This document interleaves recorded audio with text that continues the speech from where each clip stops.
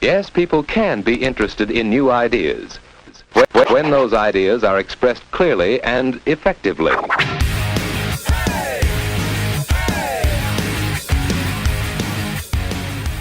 Welcome to the Research and Destroy podcast. Here's what we do. Step 1, we take a subject. Step 2, research the shit out of that subject. And Step 3, destroy that subject as we discuss what we found.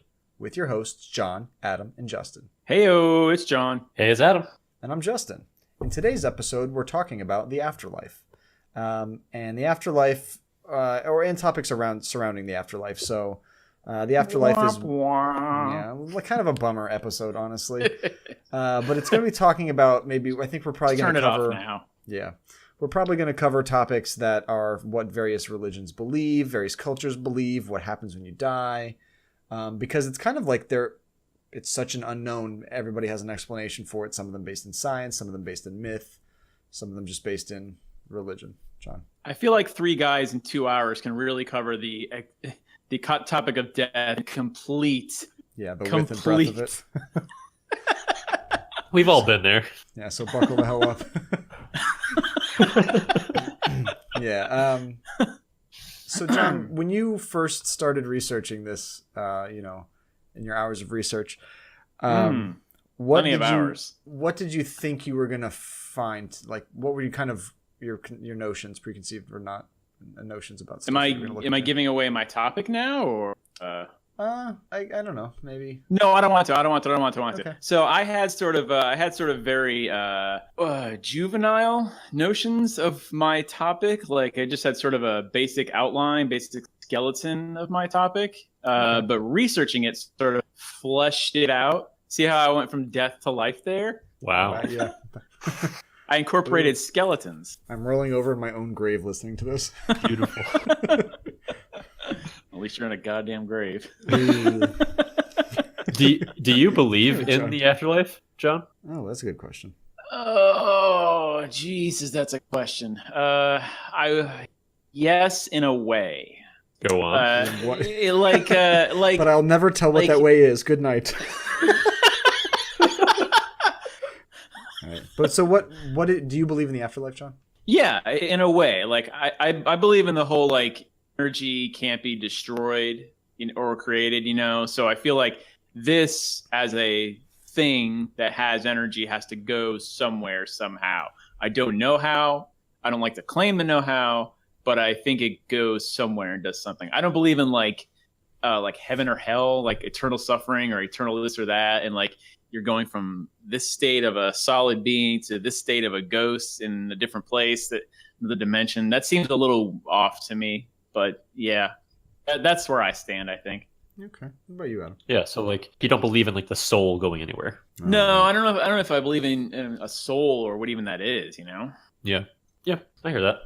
So yeah, I think for me, similarly, I think I believe in something similar. I believe in the energy portion that you mentioned as well. And I think that, the idea of the soul is kind of in there, but it's more the complexity of like the brain is like kind of the soul in my eyes, where like, but as soon as that begins, after you die and that begins to kind of decay and shut down and that energy and all the synapses stop responding, then, then that function stops and whatever the quote unquote soul is evaporates or goes out to the world as well with everything else. That's a pretty scientific nerd version, but yeah, that's kind of what I believe in that too. I'd like to believe that there is other stuff other than that, but I think from a pretty early age, like I pretty much have assumed that there wasn't, and I didn't grow up religious at all. My parents never took me to church or anything like that, so I think I had that kind of that holistic scientific view from the beginning. So I don't know if that's going to change through my life, but maybe. Yeah, I'm kind of with you, Adam. I feel the same thing about the soul isn't a thing as much as it is a concept.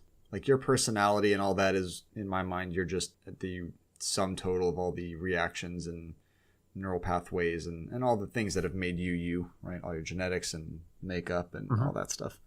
And that when people die, that once that, essentially that chemical reactions and electrical conductivity in your brain dissipates, that's that. Mm-hmm. So yeah, I don't really believe in an afterlife. But I do love the symbolism of them, of all the, especially the cultural and religious afterlives are very cool. Some of them horrible, horrifying.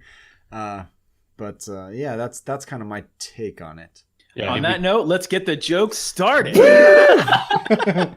right, everybody, do your shot now. I mean, we also, as a quick aside, we've also grown up in like kind of the Western culture where we're kind of privileged enough to be able to experience death differently than other cultures, where like it's in the media. Like we grew up with Tim Burton movies and shit, which is like it's glorified and like there's this weird like morose like happiness to it. What? Why is that so funny? Fuck you, John. This is a serious topic, and he's like, "I've seen enough Tim Burton movies to know." That's not what he's saying. He's saying that like death.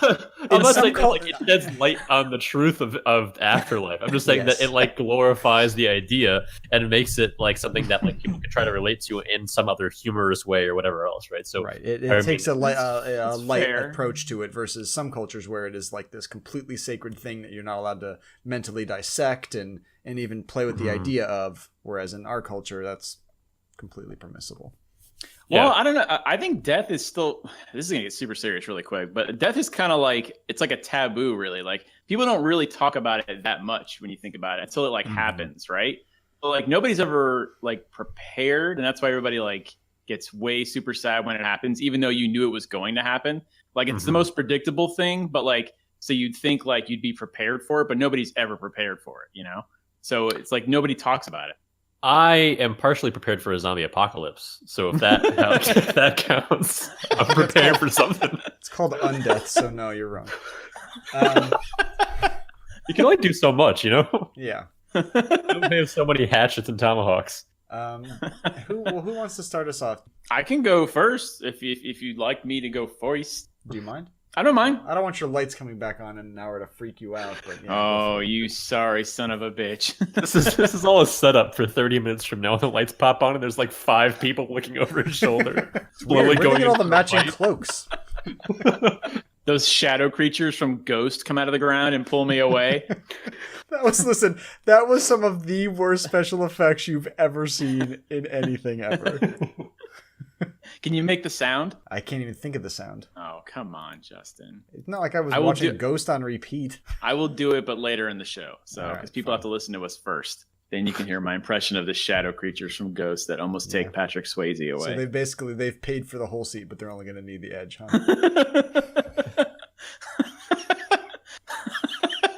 Yes, correct. Okay, so am I going first? Can I get to go first? Yeah. Please. Now that we've recorded our opinions, I think we should investigate to find out whether or not our opinions are based on good reasons. I chose the topic of reincarnation. I don't even believe in reincarnation fully as an idea, but let me tell you, but it's the most interesting to me, and also the most anxious to me, to be honest. So for people who don't know, and I know you guys probably understand, but for just anybody who just wants like the basic, you know, it's literally, the definition is not long. It's the rebirth of a soul in a new body. So it's not a lot of words, but it's really heavy, right? Right. First of all, it's assuming there is a thing called a soul. I mean, you know, if you even so it's like upcycling, or just recycling, really, from what I'm seeing, because it's just sort of and that's what sort of makes it sort of an anxious thing for me, because I'm like, man, like can't it all just like end, and then like, what, does it have to like keep starting over? Like, is it like a roller coaster that just never like roller coasters are fun because you know they're gonna end, right? If a roller coaster never ended, you'd be like, get me the fuck off. Yeah, you know what I mean? So reincarnation is pretty simple. I mean, you know, it's just you die, but you come back as something else, another human. Some people think you can become animals. And then it gets even deeper. So it started with Hinduism, right? And of course, Hinduism is like the oldest religion out that way, you know, out in the Far East. And then I did say out that way. I'm sorry. Hinduism. What do you say? It's one of those backyard religions. Yeah. It did start over yonder, didn't it? It's one of those religions over yonder. Hey, y'all, what y'all doing? Some Hinduism? What y'all? You can take the boy out of Florida. I heard you can get reincarnated in some chewing tobacco or a NASCAR car. Hey, man, number 3 for life, and then the next life. I hope he got reincarnated. It's called reincarnated.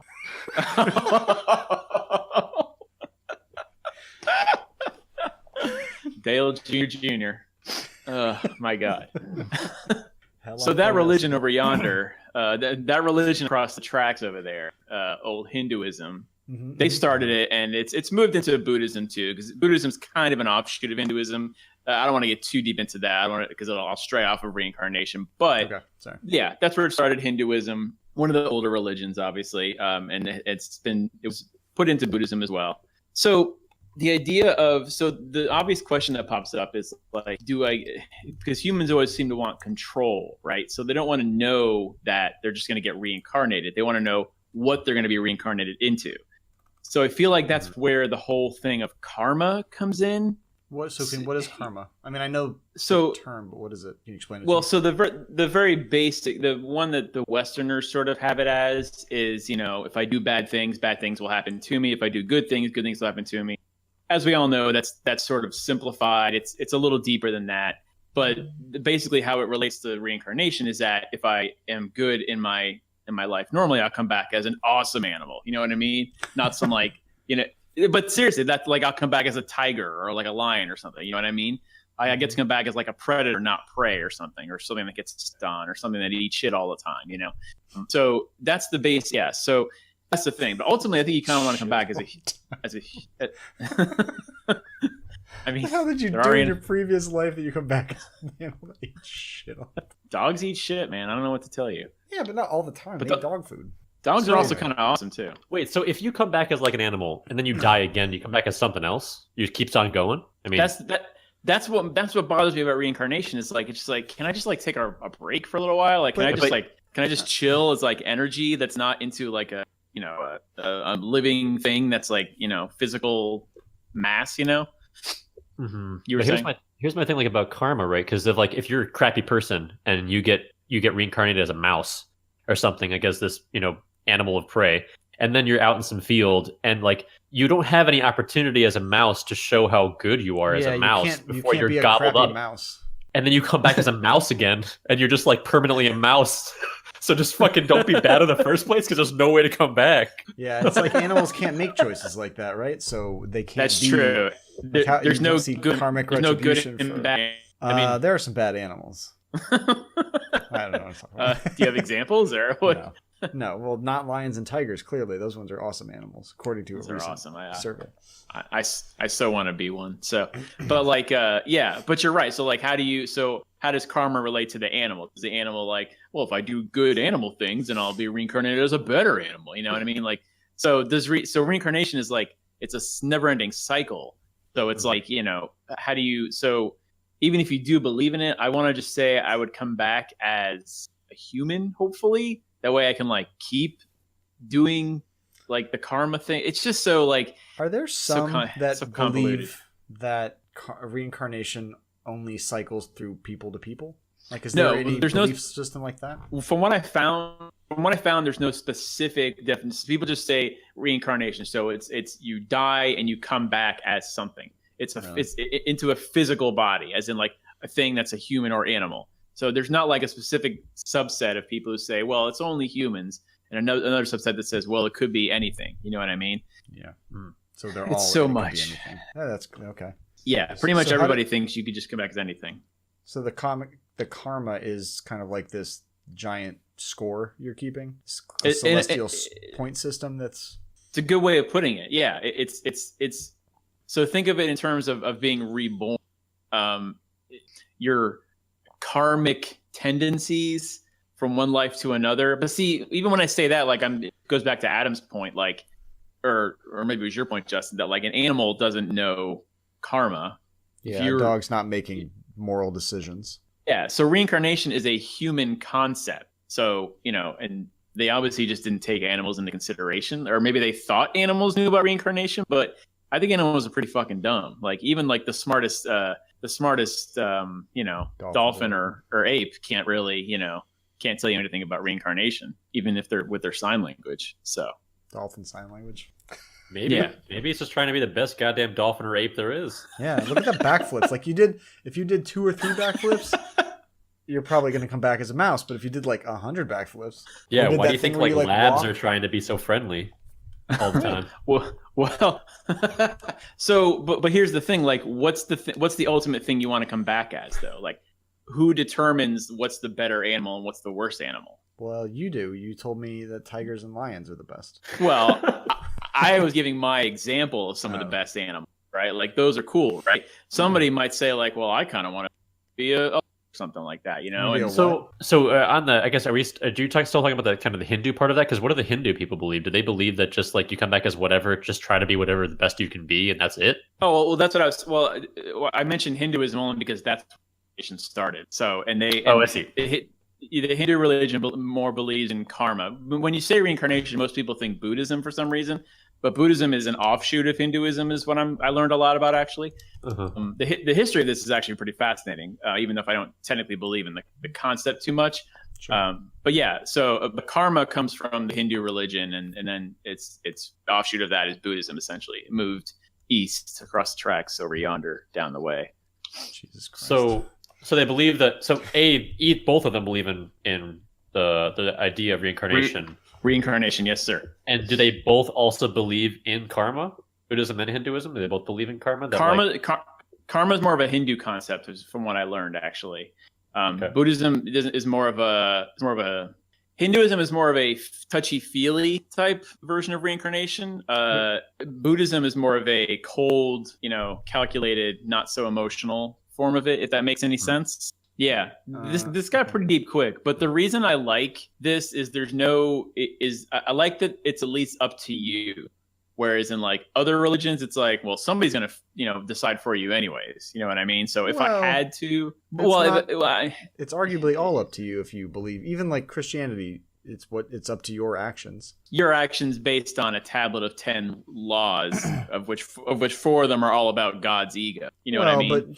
But so then, what is the judge? What's the answer key for karma? Well, there is none. That's the thing. It's kind of the Buddhists actually sort of believe that everyone is Buddhist. It's a sort of it's a little more inclusive, actually. They don't go out and this is sort of we're getting off the subject, but they don't go out and what is the word when religion is? Yeah, I guess evangelize. There's a really good word I can't think of. That's going to bite me in a sec here. Anyways, but they don't go out and recruit, like you said, other people to be part of their religion. They just say everyone and everything is already Buddhist. Yeah, proselytize. Thank you. Yep. So, and I'm sorry, I might have gone off the subject there. No, yeah, it's all connected, as you know, because Buddhism. If you came back as another thing, you said you'd be a human. Is that what if you? Yeah, I mean, I'm cool with being human. I'm cool with being the thing that there is on Earth. So I think that's good. Most people would probably say that. But if you couldn't be a human, if you had to be something else, man, I mean, if we're ranking living things on like a tier. That's a tough one. You don't have to pick a lion or something. You could pick something in the middle if that's what you wanted. But I would go. Okay, I'm gonna blow your minds. I would come back as. I think I'd come back as like a giant So mushrooms are alive, right? It's not an animal though. I don't think mushrooms have souls, but I could be wrong. Hey, Joe, if you could be any animal, my answer, not an animal. God damn it, Joe. Okay, never How do you mind. guys feel about asparagus? That's literally the stupidest vegetable. Plus, you smell like piss all the time. That's bad karma for sure. No, you don't smell like piss. Your piss smells like asparagus. Hey, I can't tell the difference anymore. It's all Buddha, Jim. It's all piss, as far as I'm concerned. We all end up as piss at some point. Man, right? I hope I come back as a spare spool of fishing line. Over yonder. Yes, okay, if I have to pick an animal, I mean, damn, that's tough. I didn't even think that. That's a good goddamn question. I mean, I guess like an ape. I mean, good of a question. Don't take that. Like a gorilla. Well, I mean, it's good because I can't think of an answer. I guess I want to say an ape because I still have all the cool what animal has shit, the best experience? That's what I think you would be thinking about. Oh, okay. You know what? Fuck that then. I'm going eagle. Eagle cool. or a hawk or like a falcon. Yeah.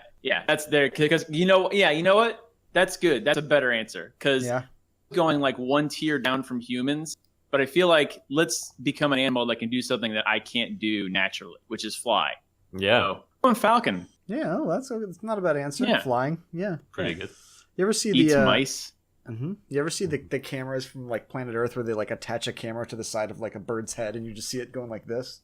Yeah. Like turning its head because they look kind of out of the side of their eyes, so they're like soaring, and the camera's Oh just my attached god, to their body. you'd have binocular vision. You have binocular vision as a human. Well, you have you can way see better all the vision stuff. as a hawk. Yeah. Yeah. Yeah. You Yeah. can see at night. Well, So you well, can shit. see. What animal would you go with? That's a good one. Ditto on I like- eagle. I told you. Manatee. No, I Well, then I'd be I a do. boat. I think probably one of the I don't know the right off the top of my head right now. One of the coolest animals I could be is a Komodo dragon. Dude, that those life things is are horrifying, though. Dude, it's horrifying. But when you're in it, you're probably like, "Fuck this! This is my island, man. Nothing touches this shit." Because those things kill everything. They do, and don't they have poisonous saliva?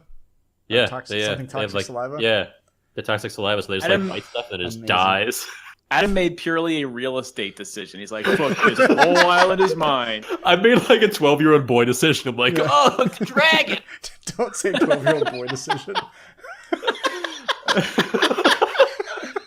Speaking of which, the Catholic Church. Justin, take it from here. All right, no. What happens to those priests when they die? They become whatever the Komodo dragon eats, I think. Actually, that's the Hopefully. coolest. That's the coolest thing. But I love wolves. I think wolves are my favorite animal. Right? Like they have been. for Ooh, wolves. I'd probably I be a could go wolf. wolves. I could go Why? wolves. Because you'd It's have also- friends. It's also. It's called a pack, Justin. I know. We should call ourselves a pack. That's cool, right? Yeah. Ooh. No.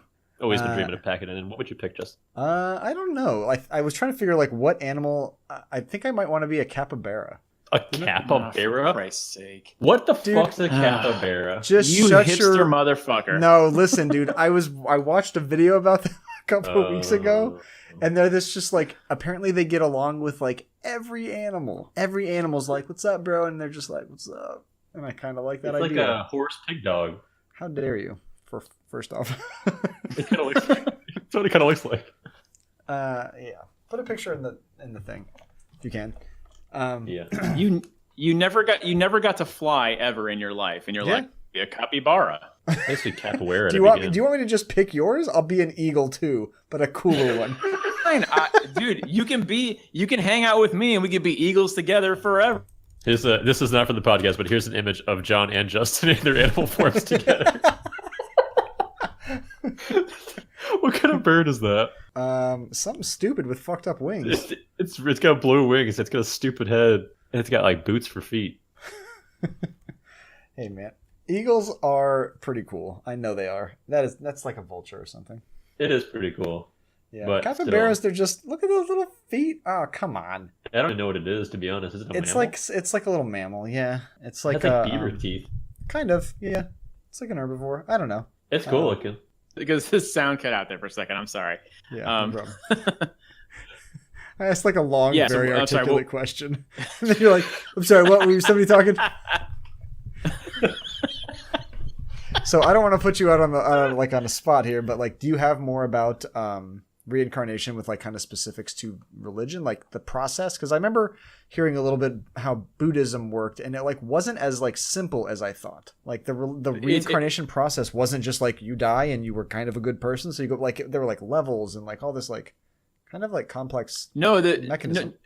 There's no levels. That's the thing I'm kind of trying to say is like that. This is why I kind of like even as I'm researching reincarnation, I was kind of discrediting it in my own head because I'm like, it's the idea of karma, we oversimplify it already.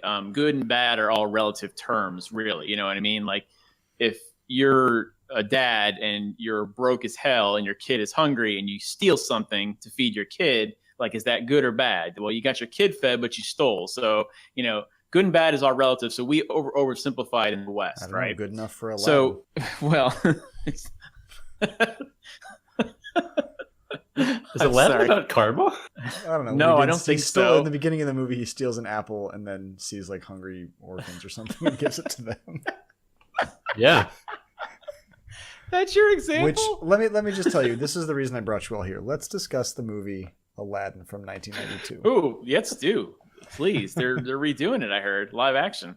Yeah, I just saw the teaser. Anyways, that is so cute. Anyways, sorry. So karma is more a the sum of your actions. Okay. So that's an interesting way to think about it. it's more of, it's not good and bad. It's the decisions you make will lead you. It's like, think of it like a butterfly effect. Like you make certain decisions to lead yourself into this path, right? So, they can be good and bad. I mean, you can bring that in, but it's a little bigger than that, actually. So when I was saying levels, I was saying that because I think people, they have like animals ranked. You know what I mean? Like, I just want to come back as a human, or I'd rather come back as a hawk or an eagle or something like that. But like, it's all relative. Like, you might have an awesome time as a mouse. You might have the best mouse life ever. You know what I mean? Yeah, like nonstop cheese and mouse pussy. Yeah. Yeah. If you do bad shit, you're five whole Mouskowitz, and you're just a Russian immigrant who's lost in America type of thing. Yeah. Is that the story of that movie? Yeah. Oh, it's been a long time since I've seen it. I didn't realize that. What's it called? Fievel Goes West? Well, there's the second one. That's the second one. What's the first one? Something in America, right? It's like, it has the word America in it. Make Fievel great again? I don't know what it's called. An American Tale. TAIL. Yes, TAIL. Yeah. Fievel is a bot on Facebook. Mouskowitz. Come on. Don Bluth. Is that the same guy that made the Rats of Nim? Don't know. Yeah. Just surprised you're asking about anything that's not a Tim Burton movie. How dare you? I watched other movies as a kid. But nothing competes with Tim Burton. No. So let me ask you a question, John. Do you believe in reincarnation? Nope. Do you want to believe in it? You don't like it? Yeah, it makes me anxious. It makes me feel like I kind of just want to like. I did my time, 7 years in Azkaban. I did my time at Rikers. I want out. Like, I wanted to just like stop. Like, and maybe I can decide if I want to come back or not. You know what I mean? Like, maybe I just want to chill as energy out in space or some shit. You know what I mean? Like, I don't want it to be forced immediately back into another life. How do you know that's not how it is, though? Well, I don't. That's the thing. It's not like the white tunnel is you being born that next time, right? You've heard that. Yeah, I have. Yeah. I mean, it's possible, but I mean, do you remember seeing the white tunnel when you were born? No. So I mean, that's the thing. Is like, what was my point with that? So I had a point there. I was just asking. Yeah, you're saying there was no choice involved. Like you don't have a time. You, right? You don't have like persistent consciousness from the outside where you're like, oh, I want to go back in now. Yes, right. But actually, that's what they say meditation brings you closer to, which is a Buddhist practice, right? Or it's a Hindu practice, but Buddhism, they do it too. They say it's really like bagging on Buddhism tonight, huh? No, actually, I don't. As far as religion goes, if I had stepchild of Hinduism, bunch of be cool. Bunch of pricks with their bald heads and their peace loving hippie bullshit. But like if I had to pick one, I'd probably go with something like Hinduism. I mean, they still have like the the many gods with the arms and the elephants and stuff like that, which is kind of cool stuff. It is cool stuff, but it's all just analogy for like helping you better understand certain life concepts, I guess. So, but I mean, so if I had to, I'd go with like Buddhism or something. They always seem, they're just the coolest of the religions, in my opinion, I think, or the one that, well, not coolest. It's the one that makes the most sense to me. So if I wanted to get serious about religion, I'd go Buddhist, I think. Yeah. So, all right. What if you wanted to go silly about religion? Where would you go? Oh, silly? Well, eyes wide shut type stuff. I believe Justin mentioned a particular religion on one of the previous podcasts. Ordo Templis Orientis, or whatever it is. Yeah, OTO. Scientology or something. No, it was. I like it because it's super dramatic. It had a flair to it, right? Yeah. Anything like Scientology. It was an offshoot of the Freemasons. It sounded like. Yeah. Mm-hmm. I mean, if it's going to be a religion, it might as well be entertaining, It might as well be like Religion the Musical or something. I don't know. That's what I think. It's funny you mentioned Scientology because I heard that L. Ron Hubbard was actually friends with the guy that you mentioned, Justin, in the previous podcast, the guy who was the head of the one in London. Yep. I don't know the devil worshiper guy. Yeah. We can, I mean, that's something to look up. It but wouldn't be I think they were surprising, friends. Right? Yeah, they knew Yes, each other. it would not surprise me. Yeah, so, yeah. All right, well, let me move from reincarnation. So yours is a death experience. But what I'm talking about is near-death experiences. Ooh. Yeah. So I didn't know a lot about this. Hit me. Yeah, I will. So you probably... AKA life edging. Yeah. God damn it. Don't say that.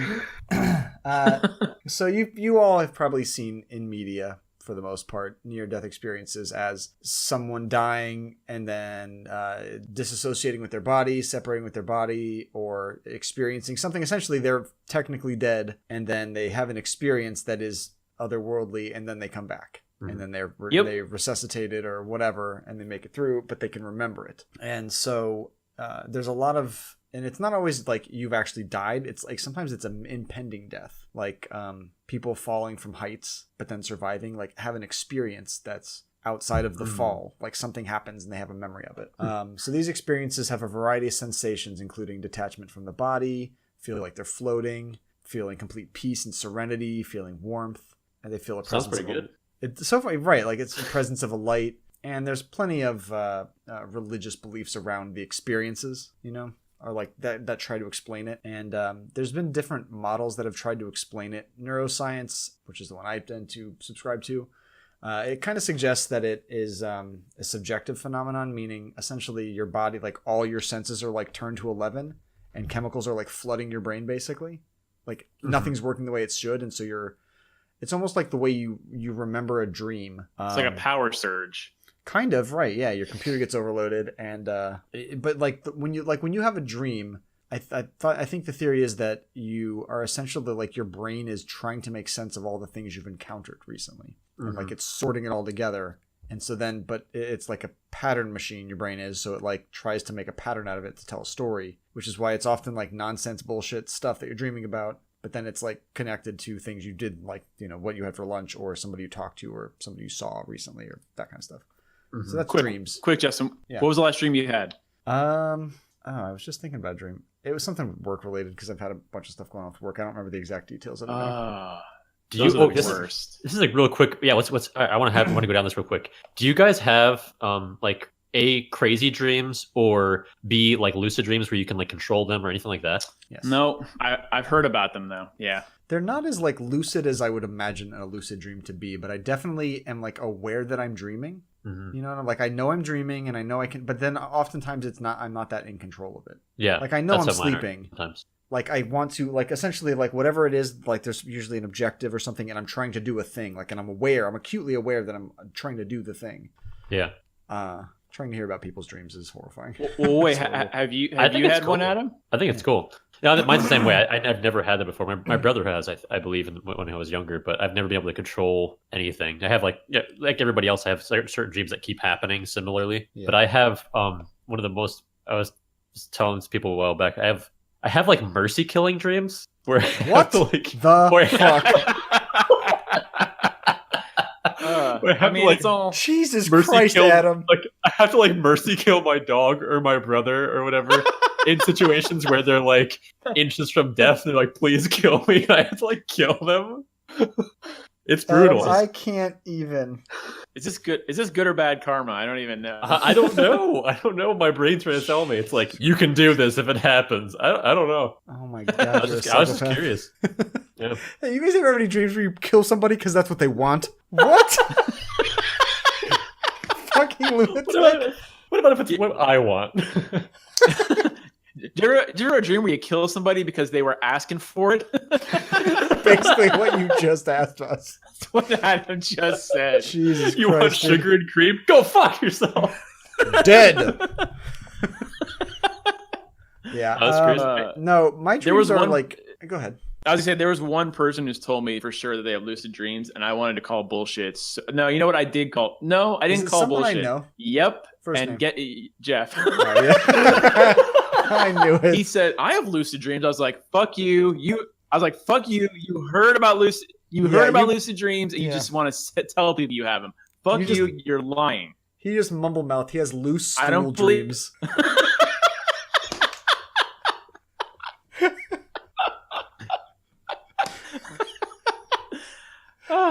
I'm gonna tell him that next time I talk to him. We just said the term "loose stool dreams." Yeah, I totally got that. Which that I believe.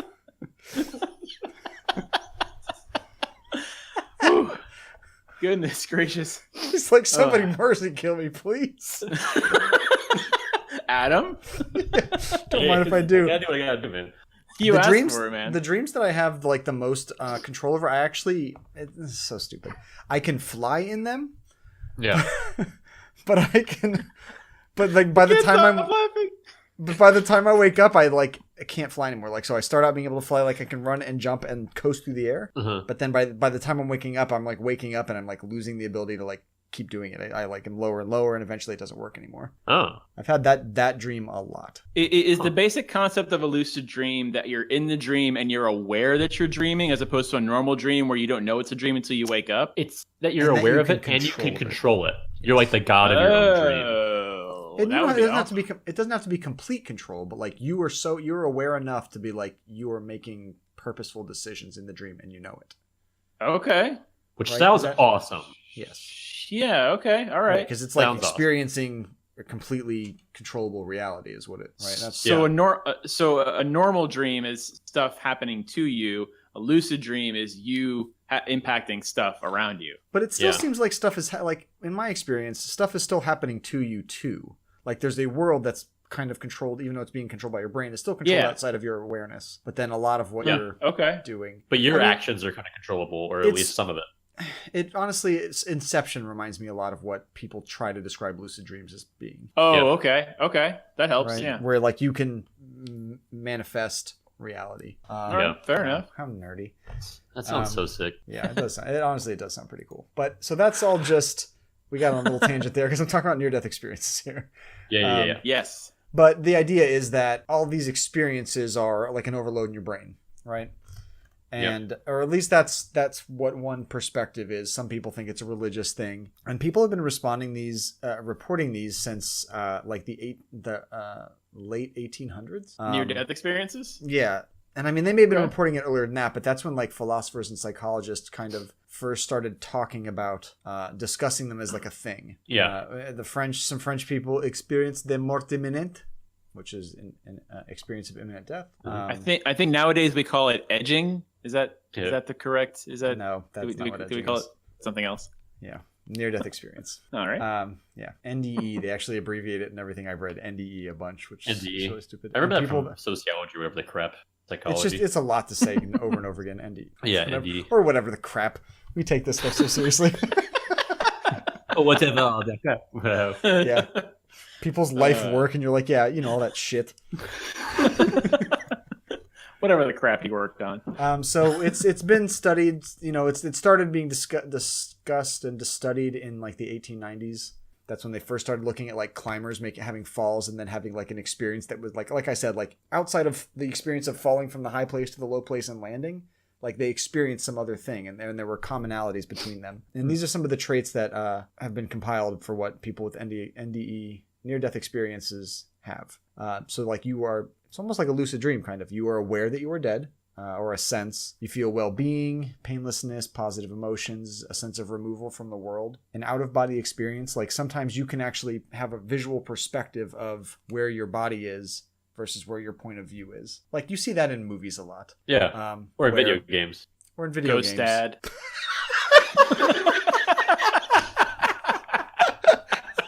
Perfect.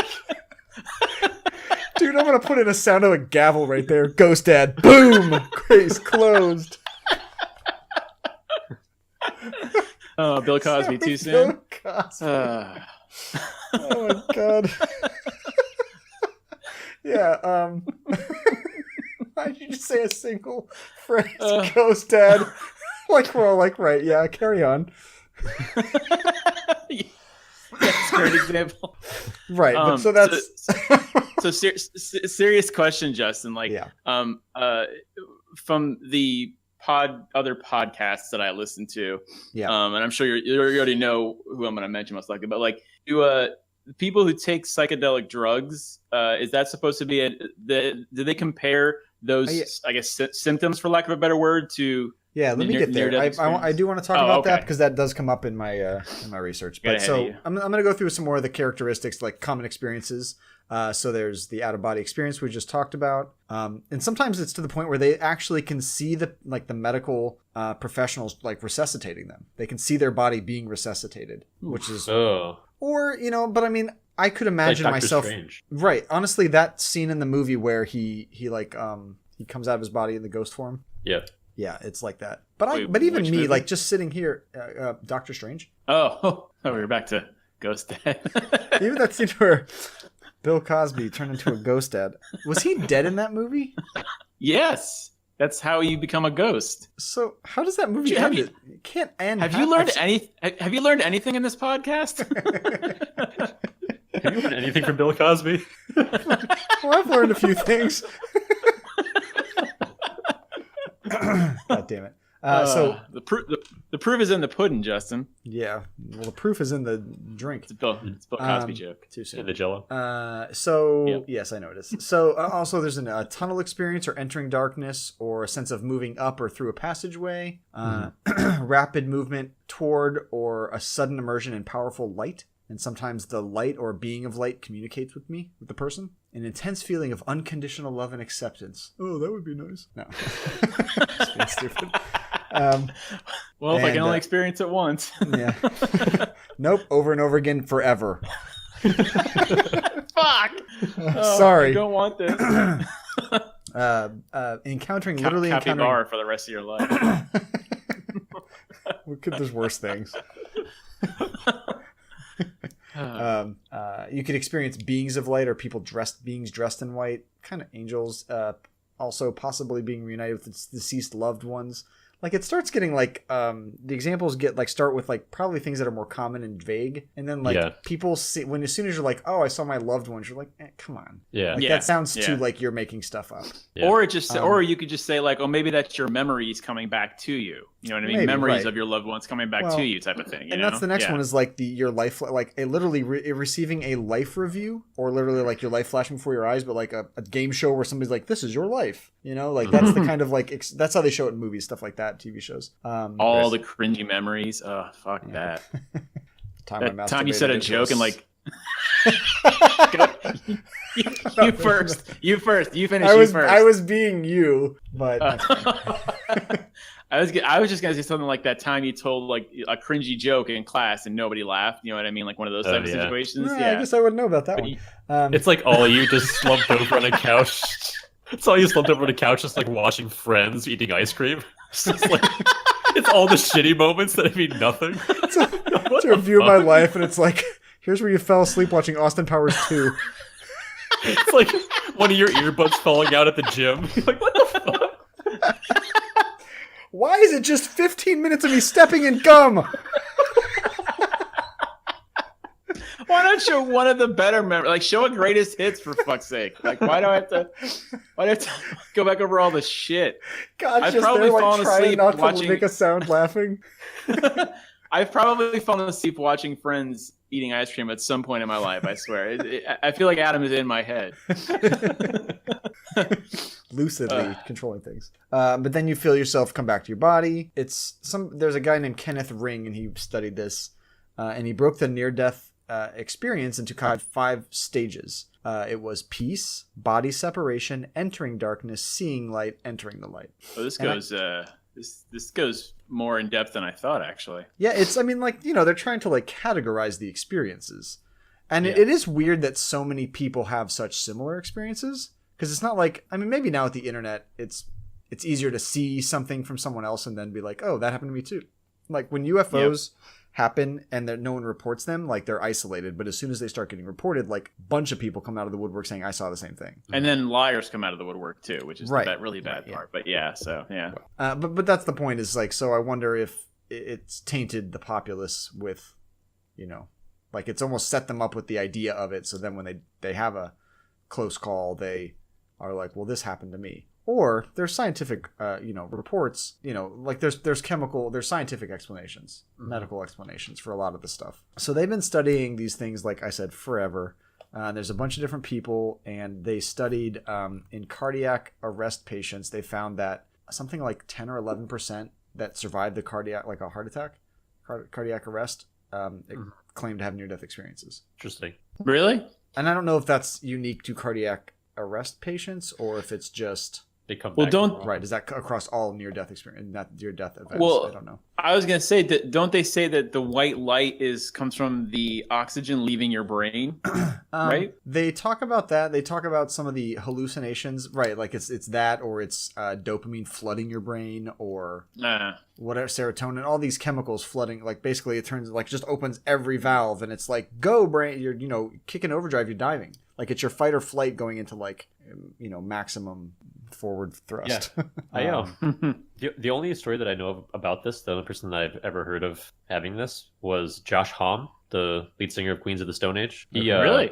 Yeah, he a couple of years back he went under surgery and they put him under like too far for something in his leg. I believe it was. I don't know. Don't quote me on that, but they put him under for some like pretty decent surgery, and he technically like died for like 2 minutes, where like his heartbeat stopped and stuff, and then they brought him back to life. And after that, he had like crazy near-death experience stuff. I don't know all the details of it, but he on the album Like Clockwork, most of that album is about him coming back to life, and he's got a song on there called "The Vampire of Time and Memory," where where it's basically about his near-death experience. Really? Pretty No cool. shit. Yeah, it's a good song. You should check it out. It's pretty trippy. I'm But, yeah. adding lucid dreams and near-death experiences to my bucket list, if I could. Well, if I could, you, please. one of those Yeah. you'll experience. Honestly, yeah. Well, I don't know. He's gonna have to really practice the lucid dreaming. But apparently you can though. Apparently there are efforts you can take to increase the likelihood I've heard. of having. Yeah, Yeah. it's like a meditative type thing. Okay, so there's a bunch of different like theoretical models about how near-death experiences work. So there's like spiritual and transcendental theories, and they're really hard to test because it's Right. pseudoscientific bullshit basically. Woo woo. Yeah, right. So I'll skip past that one. But basically, it's like your soul and your soul going to heaven, and then God's like, it's not your time or whatever. Back you or Finally, the sassy black Oprah god I've been waiting for. The final scene, Ghost Dad. Not your time, honey. not your time. Back to jail.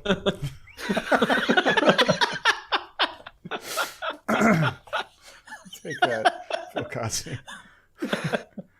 Back to jail. It's where he is. I know. He asked for it Jesus, too. yeah, he did. It's his karma. The first thing he finally asked for something. Just taking what he wanted. That was good. I like that. Thank you, Justin. That was You're good. welcome. All Yeah. right. So then there's one called the depersonalization model, and essentially, so this is psychological explanations. Essentially, it's literally like having a psychotic break, is what they describe it as, kind of like that. You have you depersonalize, and it's a psychological term, but you like almost disassociate with yourself temporarily. I don't know if that's a psychotic break. I may have said that wrong. It's like schizophrenic type thing, or So when you once in a while, I don't know if this happens to you guys. When you get up too fast and the blood rushes to your head and you can't see for a couple seconds. Yes. When you know that feeling when that happens and you kind of feel like you're also outside of yourself, almost like you can almost omnisciently see yourself, or that you're not like connected. Do you know what I mean? I get that. Like every time, it's kind of like I feel like I'm outside myself almost, and I'm like seeing myself from a different perspective. Like kind of like feel that way, and then it comes back, and I'm just like, that was so strange. I'm back in my body. Like You know what it is? So I get a similar feeling, and I've thought about it's weird that you say it like that. I don't feel like I'm outside of myself, but I feel like I can sense things that I can't see. Like I knew, because like for a second when you stand up, you can see things, and then it goes white, and then it goes away, and yeah, it is interesting. I wonder. do you guys know that feeling where you like sleep on your left arm, and then after you wake up in the morning, it's so numb? I believe they call it the near-death stranger. I don't. Is this incorrect? I've actually. So I don't know if you know that. Do you sleep? I sleep on my side, and I put my arm up like this under the pillow. So it's under the pillow, okay, and then then the pillow's here, and my head's here. And doing that, like you actually, you ever wake up with like a dead arm? Yeah. Like and you get the tingles? Or as I like to call it, heaven. So you've named her. Why'd you give her a stripper name? She always naked. Your arm. You're an idiot. Yeah. Okay. I don't know what the fuck I'm talking about. None of this makes any sense. Well, I feel like that's how it would feel for me, because that's how I feel like briefly when that happens to me. So that sounds kind of similar. Okay, so that's the depersonalization model. And now I think I may have described that one a little wrong, but that's fine because it sounds like another one I'm going to talk to. But so there's one called the expectancy model, which is like essentially you've heard about it enough from other people that like when you have an experience, your brain is almost like, yeah, this is what happened. Yeah. And so then you have like a false memory from the way you've imagined it from someone else. Basically. That makes sense. Yeah. So it's like because it's what you expected, basically, is the gist. Take a look at the help section in your Alexa app. Did one of you guys say Alexa? It's what you expected. I'm having trouble connecting to the internet. Yeah, that's. Can you turn that off, please? Yep. Thanks. Give me a second here. Alexa, shut the fuck up. She can't hear you, Justin. You're only in my headphones. Okay. All right, go ahead. Alexa, what is a woman? I've already asked you that question, Justin. I know. I'm trying to get you on some sort of weird list. What is a woman? What's a woman? All right. So that was the expectancy model. The next one's the disassociation model. So the depersonalization and disassociation sound like the same thing. Essentially, it's literally your body disassociating. This is what you see in movies, not for this, but when like someone's abused, they almost like they withdraw, and then they're like, Justin's not here right now. Like that kind of thing. Where you like you almost withdraw to protect yourself from a stressful event. Yeah. So that's what so under extreme circumstances, people detach from certain unwanted feelings to avoid experiencing like the emotional trauma of it. Right. So that's just that sounds like just a derivation of fight or flight, right? Like it's a self-preservation thing that your body just goes into and you can't. Yeah. Right. Yes. That's interesting. Yes. One theory is that people, when they die, are re-experiencing the trauma of birth. Ooh, Come on.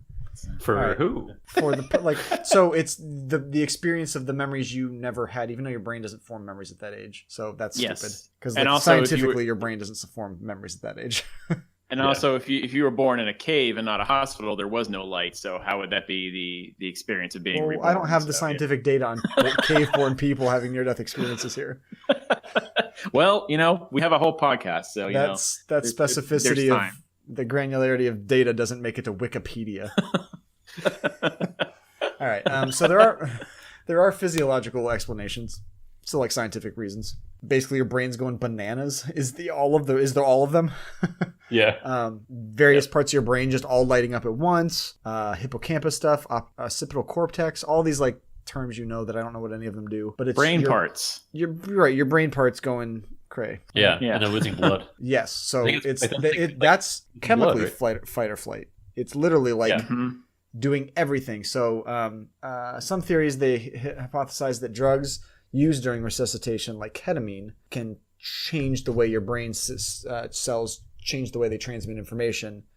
Yes, and so it messes with a whole bunch of different parts of your brain. Low oxygen levels was one John talked about.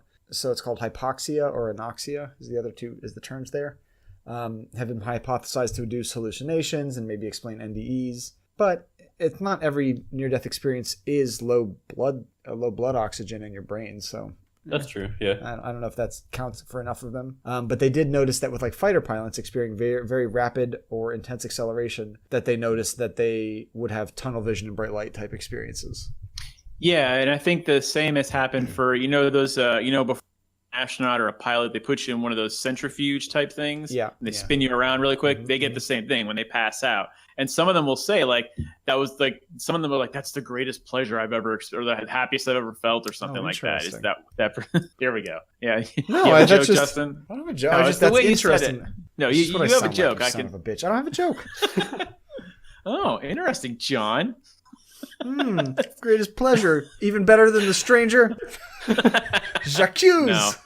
I do believe I named that Heaven. Thank you very much. Oh, right. Yeah, that's her name. All the scientists are in full bodysuits. Yeah. Right. So that's kind of. So I do have a little bit more about some things. So apparently, about 3% of the U.S. population reports having near-death experiences. Okay. Which is not an insignificant amount of people. Like that's pretty. No. That's a lot of people. Yeah. But as a percentage, it's small. Yeah, but like as a quantity, that is a ton of people. Yeah. Yeah. I mean, a lot of people almost 315 die. million people. Right. A lot of people almost die. Well, everybody dies. If you think about it. Oh yes, right. Yeah. So I wonder what that stat is, but still. That's still pretty. It's pretty significant. Like it's enough to do a study upon. Well, something. Yeah, and so there was a study that they did with 58 patients who recounted near-death experiences. Found 30 were not actually in danger of dying, but they thought they were, but medically they were not. Oh. So because they thought they were, did they have? Right. But like, does it matter? Because your brain, it's all that matters. Really, it sounds like a lot of it. All that matters is that your brain thinks that you're about to die. But your body, when your brain does, your body does the same stuff, but there's not chemicals regarding it. But like sometimes, like, is it just your thoughts causing the chemical rush, or literally is it like, what is it? What is breathing called? Your involuntary systems triggering that chemical release? I don't know. My instinct is to say that it's involuntary, but that's just me. So some of the other things, like the same experiences happen in other times that aren't near-death experiences. Like out-of-body experiences are common during interrupted sleep patterns. Mm-hmm. Right. Really? So you get into really deep REM sleep, you might have a near-death experience type of thing? Interrupted sleep patterns. So like if you're not getting a lot of sleep. Interrupted. Like, yeah. So like sleep paralysis, which sounds terrifying, but you ever heard of that term? Sleep paralysis? Yeah, it's where you wake up and you can't move type of thing. Right. So like when you sleep, the reason you don't get up and walk out your dreams is because like your body, there's like a switch basically that turns off your neuromuscular system. But when you wake up and regain consciousness, it like turns back on. But sometimes those systems don't quite sync up. So you like wake up and are aware, but can't move. That sounds awful. It does. That sounds so awful. But if you may have trouble doing that. There was a thing that said one of the variety of explanations of those dying, meeting deceased people is that when Parkinson's patients, for example, have reported visions of ghosts, even monsters. The thing about Parkinson's is it involves an abnormal functioning of a dopamine transmitter that can evoke a hallucination. So they have a particularly strong hallucination portion of near-death experiences because literally their brain has got a defective neurotransmitter. Parkinson's patients? Yeah, that's part of their condition is a fucked up dopamine receptor or something. And that you asked about recreational drugs, and it's like a lot of the same experiences, out-of-body experiences and hallucinations happen with recreational drugs, ketamine, opioids, stuff like that can give you a similar symptoms. Do people take the drugs that you give to people that are near dead to bring them back to life? Do they take those voluntarily? I don't know. I've heard people use ketamine before. Yeah, people abuse ketamine.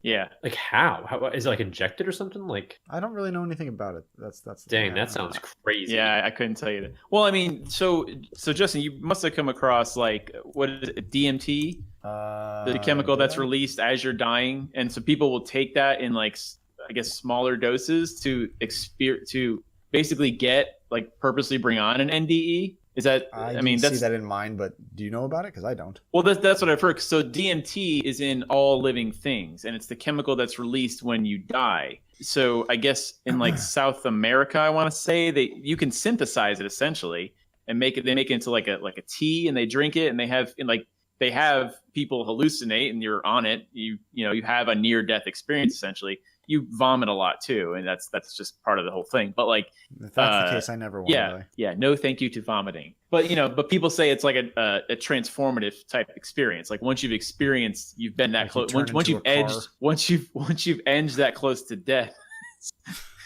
Transformers.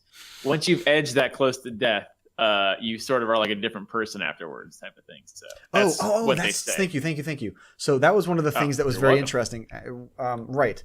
So I don't know anything specifically about DMT or the abuse or purposely trying to create near-death experiences. But that's another thing is that a lot of people that have near-death experiences come out like literally with different personalities, changed personalities, like whole different outlooks on life. Like it's like a noted thing that like plenty of people have. Like there's a pattern of you come out like a different person, and it's See, like that's stuff's interesting to me. Yeah. yes, that's It, ma- fascinating. it makes me want to try DMT, but at the same time not try. I don't know. You know what I Right. mean? Like If you got a barf, I mean, barf, new person. I mean, whatever. Like, I guess I'll never know. there's a pad somewhere with lists of pros and cons, and I'll have to start filling out. So that's kind of what I got about near-death experiences. Hopefully it was interessante. Nice. It's interesting Yeah. stuff. That's interesting because like it seems it's not based on anything religious or like opinionated. It's just based for the most part on people's actual experiences with it, or what they've claimed to be the experiences with it. So it's Some of those are influenced by religion, though. Some of their Sure, experiences no, were I'm crafted mentally. I'm not saying that like that means that we can write something off, but in general, like it's based on stuff that individuals have actually experienced, which is pretty interesting. Yeah, true. We're on to fast. Adam's. We're on to Adam's topic now, and this is where I feel he's going to mercy kill the podcast.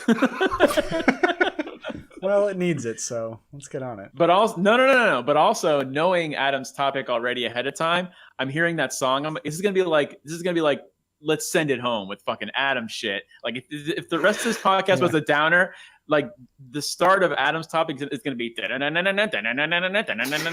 dude, it's like the immigrant song. playing. Yeah, that's good. Yeah. Oh, actually, that's perfect. Yeah, good Yes. call, because that's Yeah. about I'll let Adam take it from here. Yeah. Wait, what? Am I talking about immigrants now? No, the No, immigrant well, song, sort of, but yeah. you need to hear that song now. Yeah. Anyways, Sure. Yes. This is how I will start it. this is me Imagine talking. Imagine a bunch of immigrants chanting in your ears. Do you not know what the immigrant My- song is? I can't think of it right now. I don't know what you're talking Led about. Zeppelin? Oh, sure. Yeah. Okay. It's called The Immigrants. Okay, gotcha. Did you see this Thor is that. Ragnarok? Yeah. Check I it out have your not. ass. I have not, but I heard it's really Oh good. my god! It's on Netflix too, so check it All right, out. I'll watch And it. it feetures Wait. that song in kind of some badass places. I apologize. I was actually reading Norse history Fucking nerd for the alert. past 9 months. You wear your glasses. You wear your glasses with like a chain connecting them, so you can wear them like a necklace when you're not doing other things. Like a Time to read. like a 1980s librarian. It's not even like a fancy one. It's the kind of like chain that you like have on an old ceiling fan. That kind of connecting links. Yep. Professor Adam is a square.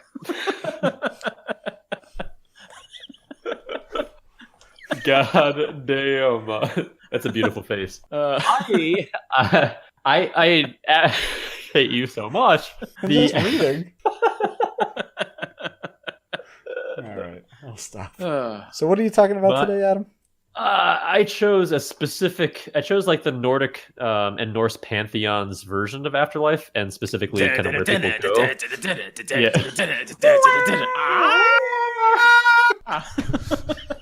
Bring it home, Adam! Woo! Wow, I can definitely follow that. So I read I did 13 some hours of research. books. Oh, cool. Books on tape? No. old sacred texts, not even in the English language. He ordered those in a bag of dust to pour on them first. It's unnecessary.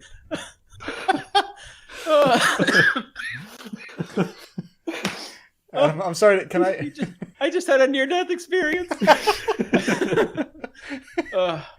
So I did my research again on the kind of the Norse pantheon and what they believe about afterlife.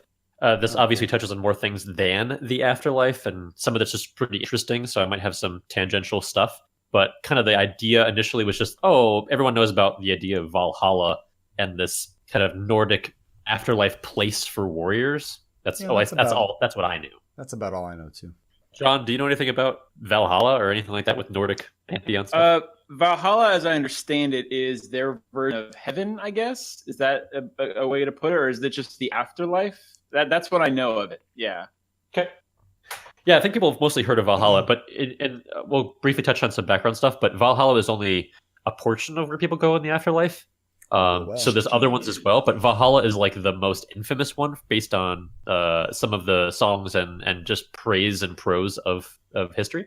So And the immigrant song. I did some initial background because I wanted to figure out like who are the Nordic people that this kind of falls under, because this dates back thousands of years. The Nordic countries that we call nowadays that fall into the Nordic peoples that used to kind of believe in this are the region that involves Northern Europe, Northern Atlantic, mostly right now include Denmark, Finland, Iceland, Norway, Sweden, as well as Greenland and the Faroe Islands, which are both part of the Kingdom of Denmark, and the Åland Islands and Svalbard archipelagos. So Finland, Norway, all that stuff. Trust me, there's going to be a lot of Nordic words here that I'm not going to know how to fully pronounce, but I'm going to try my best. So I just Svalgorged my pants, bro. you did. If I mispronounce anything for people up there, I apologize. But anyway, it's kind of that region in history, right? A lot of this information from Valhalla and other things in the Norse pantheon are taken from a couple different old texts from the 10th and the 13th centuries. So I will kind of be referencing a lot of the stuff that happened and was written in those two large. They're kind of like these big like epics, kind of like the Iliad and the Odyssey type of things, where they have a bunch of history and people and places, yada yada. So anyway, the Norse pantheon. Besides the Valhalla stuff, just to give you some background, there are 9 different homeworlds of the Norse pantheon.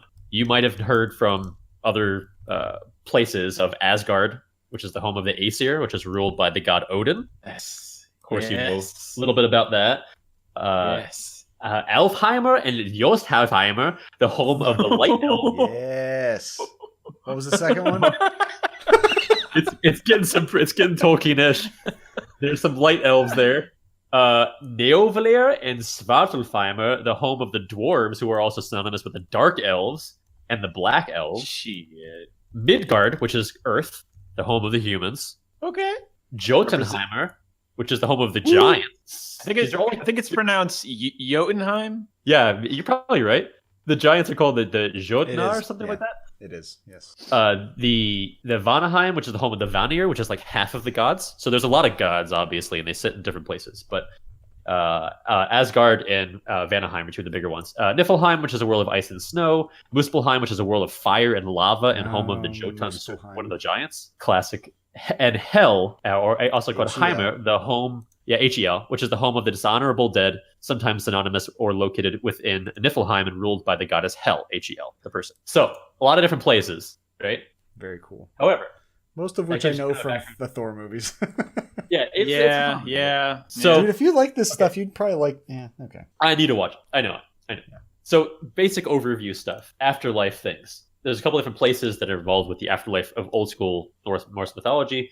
There's a place called Helgafell, which is the Holy Mountain, which is one idea of afterlife that appears in some Norse sources. It's a mountain that, within the mountain, whenever you would die, you would basically be led through kind of a river that would take you further on through the mountain and possibly into the afterlife, into other location. That's just a very generic thing. Hell, specifically, is the concept, Hel, is a subterranean place that's blue and black and is ruled by Hel, the person. And it's a place of darkness and horror and separated from the world from the living by a rapid river across which leads this Glaubru the dead have to pass. So there's some gates there. It's real dark. It's messed up. Yeah. It's kind of probably where we got a lot of our beginning ideas of what hell is in our perspective. Does that precede Christian beliefs? I don't know exactly because I'm crappy with dates, so I did most of my stuff on here. I don't know the dates of Christianity and things like that too. I don't want to spoil this for you, but is it BC or AC or AD? These are written. BC or AC? Is it before AD. Christ or after air conditioning? Is this an AC/DC song? Or after Christ? We're so sued by AC/DC and Led Zeppelin. The actual documentations is from the 10th to the 13th centuries. So obviously that's AD, but some of the stuff goes way back. So I don't know when it first became, you know what I mean? Like there's not written texts that far back. So I don't know the exact origination. Okay. So don't know 100%. Yeah. But so hell is, and what I found out too is hell is basically the default place where you go when you die. So it's basically kind of like hell. It's just like a crappy place you go to like die and possibly burn. And if you basically didn't die in battle in some heroic way, you would go there. Burn, so though. That's nice. You might, yeah. It's So I guess there were warriors that used to like before they would die in battle, they would like they didn't actually fully die in battle, but they wanted to go to Valhalla, and they would like stab themselves and try to kill themselves, and they would try to go to Valhalla, and they'd be like, no, we saw what fucking happened. You're going to hell. They push them down to hell. Fuck. You're right. Exactly. Right. Yeah. You can't cheat the system. That is so Thor. Yeah. So Thor. I'd like to make a point here. As if living in Iceland in the 10th or 13th centuries wasn't bad enough, your default after you die is to go right to hell. Who knows? Well, but it sounds terrible for us. For them, it's like the fire they've been yearning for probably after all these years. That's a good point. Yeah. From Iceland to hell, that's a good point. Adam. Iceland's warm, Greenland's cold, right? But Greenland is also too, and Finland and Scandinavia. Yeah. My brother was They're in all Finland, really cold. Playing soccer, and he said it was freezing cold. Yeah. He was That probably makes wishing sense. upon a hell every day. Yeah. So listen. So Valhalla is another place, right? So Valhalla is an afterlife destination where half of those who die in battle go to Valhalla. Okay. Half of them go to Valhalla. The other half go somewhere else. The half of them that die, they go to Valhalla. They're called the Einherjar, which is a retinue, which is gathered by gathered of people. In order to get to Valhalla, after a battle happens, and there are warriors. So is that are Valhalla out there in kind the of? fields. Can I ask you a question about Valhalla? Is it Sure. like there's a? And maybe I missed it in some of the stuff you say. Valhalla is a heaven for warriors. Are there other, in quotes, heavens? Yes. So I guess I'll recap that real fast. I was going to go over you, but Valhalla, what it means basically, it stands for the Hall of the Slain, and it is it is a hall. It's basically like a large hall that hosts half of the warriors, the Nordic warriors that have ever lived. Like a part, like And it's a they're giant, like celebratory Massive, place. Yeah, massive Mead hall. celebratory hall. There are 540 different rooms in this hall, supposedly. Odin chills here. Thor why chills wouldn't he? here. Yep. There's a big tree out front that there is a large goat and a large deer that like feast off this world tree, and they They all the literally warriors, chill there. they literally chill there, yeah. And all the warriors eat and drink every night once they die in this big hall. And Odin just drinks. He just drinks. He doesn't eat. Odin doesn't eat shit. I'll go talk on that a little bit. He just drinks. He just drinks wine the entire time. Cool. So How do I do that? Yeah. you got to die. How do I be incredibly Odin? in battle? You can't be Odin. No one can be Odin. Now you guys see why That ain't you. reincarnation Never mind, I'm sucks ass. Maybe you will. So, right, anyways, sorry. so half the people that die in battle are noted as the Einherjar, which is the selected group of people that Valkyries, aka females that have wings that fly down from the heavens, come and pluck you out of the ground and bring you up to Valhalla. Awesome. Every day and every night there is this huge boar pig thing that is gutted and killed and feasted upon, and then it gets revived every morning. So he's reincarnating. He's reincarnating every day. That's to the get bullshit eaten. you were talking about. Yeah, this is the pig you don't want to be on the Yeah, bottom of the don't. totem pole when you have shit karma. So Don't say these shit, people are living a Carl. life. These people are living a life. That's why people were so excited back in the day to die in battle, because you get this sweet afterlife where you're picked up by these like women that fill your tankards and have wings and shit, and you just eat all day, all night, and basically you prepare for a huge battle to come. Doesn't that sound like propaganda to get people to fight in battles? Right. In addition to those things you said, 72 virgins. Yeah, well, there's nothing claiming that specifically, but maybe you never know. Well, but that's other religions have that. So Valhalla is one of them, right? So You're a terrible god, Adam. not my day job. Nobody can be Odin, so it's fine. It's weird too because this is noted in here too, and I noticed this when I was doing research, is that this is all talking about the men in battle. So half of them go to Valhalla, and half of them go to a place called Folkvangar, which is a place that's overseen by the goddess Freya, who you have obviously probably heard of. Yeah, I play So enough half of them video go games. to yeah, exactly. So half of them go to Freya's realm of Folkvangar, and half of them go to Valhalla, the warriors that die in battle. I was like, what happened to all the women and all the children and shit? Hell. And yes, No way, really? yes. Oh man. It's Helga Vikings fell are in hell. fucking awesome. Helga fell in hell. That's where you go if you're not one of those people, of those warriors that die in Damn. battle. So like, Sorry, should have grown up faster. should have grown up not a woman. There's literally one sentence in here. It says this in this long afterlife thing. It says little information is known on where women went.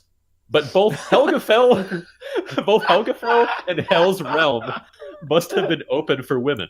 And the lavish gifts that could be bestowed on dead women show that they were understood to have an afterlife as well. Period. The end. That's the only thing you know about women. Wow, That's it. that is rough. Yeah. Like, what about kids that's that die? People crazy. that die too early? Like that. And what if there's no battle for a little while? And what do? You just die on a farm and like you go to hell?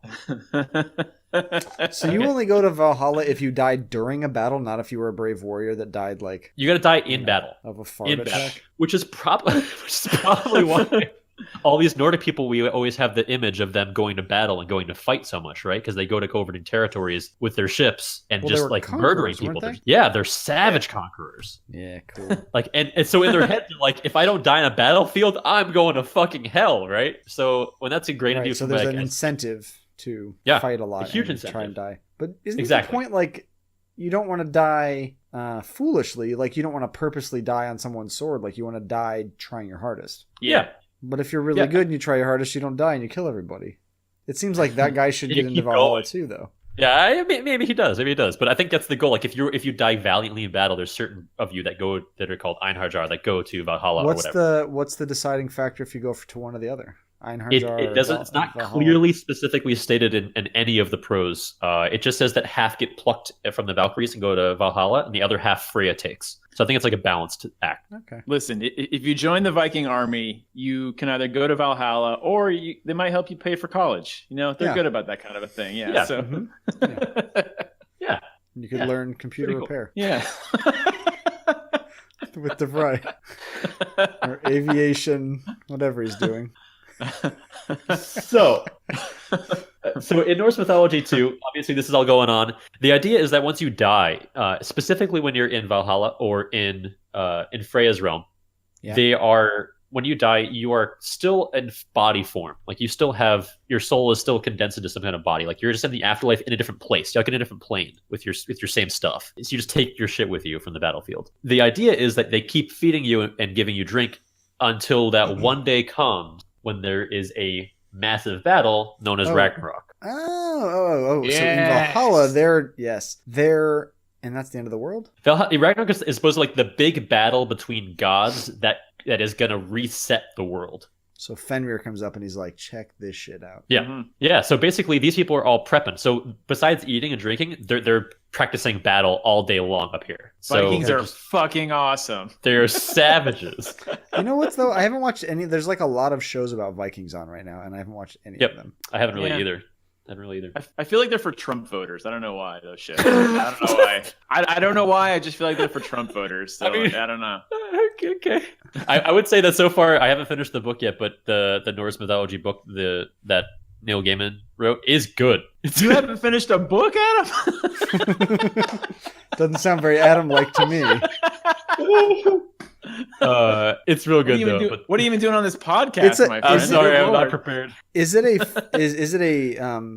nonfiction book? It's a nonfiction book that has some fictional retellings of the tales. Oh. So like it's like he's puts his own spin on some of the stories, but it's still the same stories as the old days. And it's based off like its majority of it is just based on the Prose Edda and previous text. Interesting. So anyway, the Poetic Edda. So Yeah. Ragnarok is this massive battle. It's supposed to be like a future series of events that includes a great battle that's foretold to ultimately result in the death of a number of major figures, including the gods Odin, Thor, Tyr, Freyr, Heimdall, and Loki, among Wow. a lot more. Wow. So it's like the battle. Yeah. So everyone's prepping for this huge battle.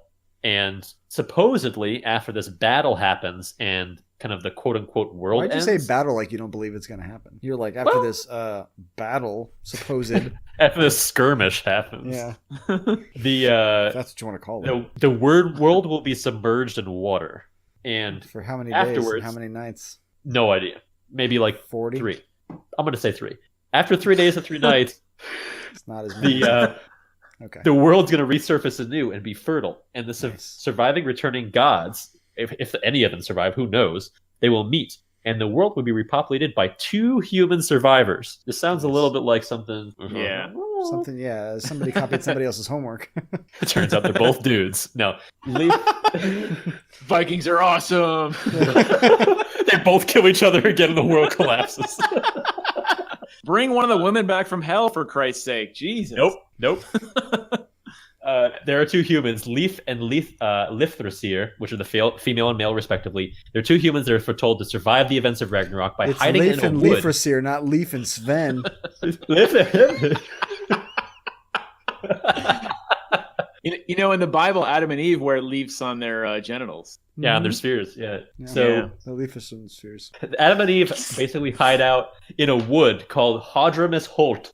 And after the flames have abated, I don't know how the flares flames when the world was underwater, but after the flames have abated, You just spent a whole hour telling us about magic food and Magic water is super on fire. battle. Yeah, maybe there's oil in the water. I'm sure there's a book on it out. somewhere, Adam. Yeah. There's probably a book somewhere. It's probably an answer in some book, nerd. Yeah. It's a great book. You know where book readers go when they die? Straight The to library. hell, Adam. Straight to hell with 1 L. There's no library cards there. So that being said, there's some cool stuff that goes on up there in Odin world, right? So in the Aesir and the different gods that are up there. Right? So on top of this kind of basic stuff, I kind of dug into some of those weird what's going on up there, like what else. Remind me, the Aesir are who again? The Aesir are a subset of the gods, including Odin. And then there are the Nasir, which are another subset of gods for the gods of life and cultivation and things like that too, that are less popular. They're just a subset of the gods. Can you know the name of any of those Nasir? They don't. I couldn't find names in them, but they're just they're named by what they stand for. I couldn't find the specific names in them, so no, nothing you could think of. That's why they're kind of sub Aesir. They're like middle management, right? Like the the middle management gods. Yeah, they're the gods of scanners and fax machines. Yeah.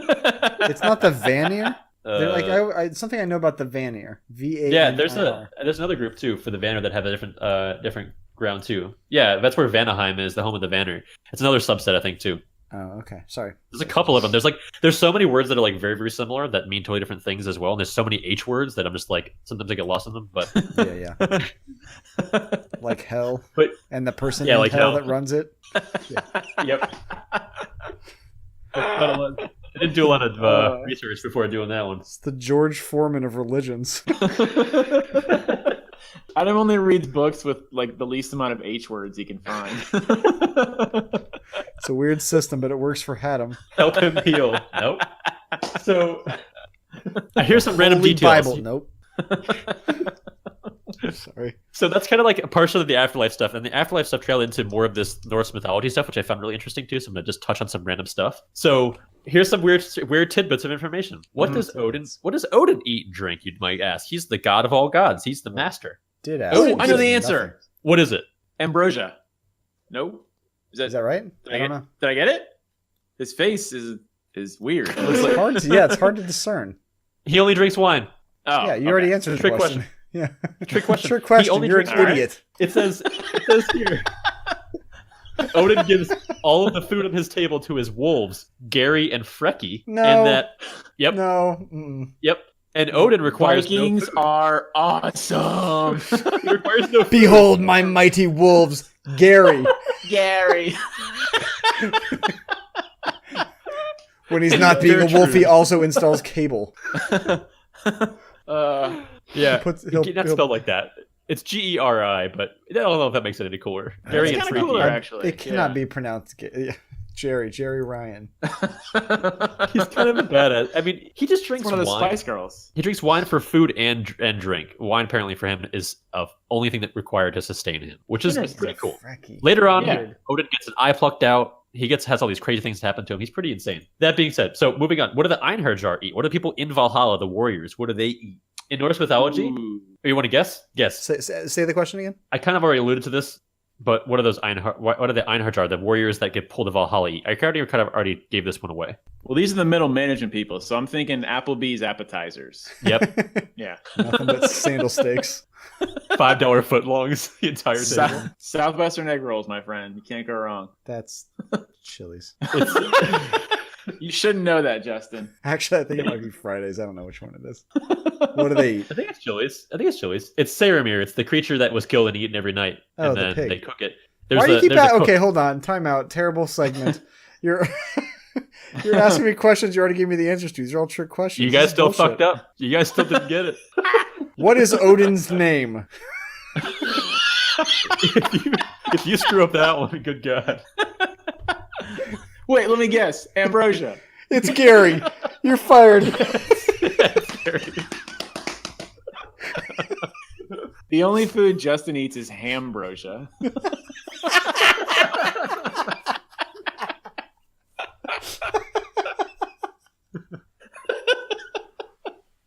God damn it.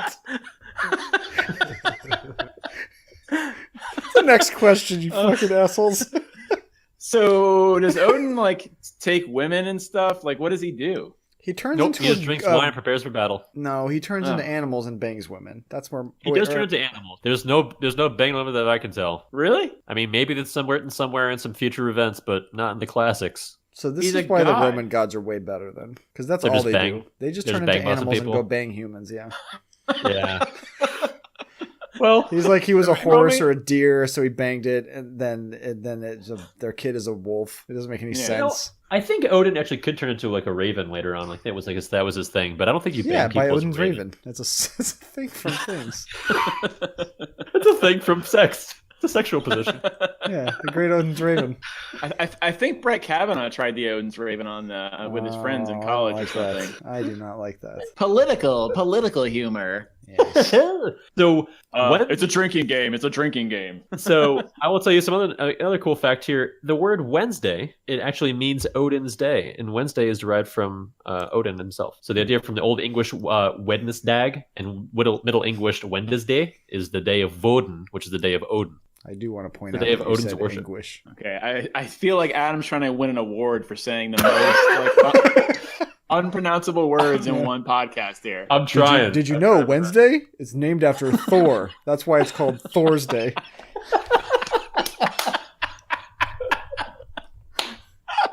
Get him out of here. Did you know that Justin refers to Sunday as Ambrosia Day because that's when he eats ambrosia all fucking day? I refer to every day as Ambrosia Day. Thank you very much.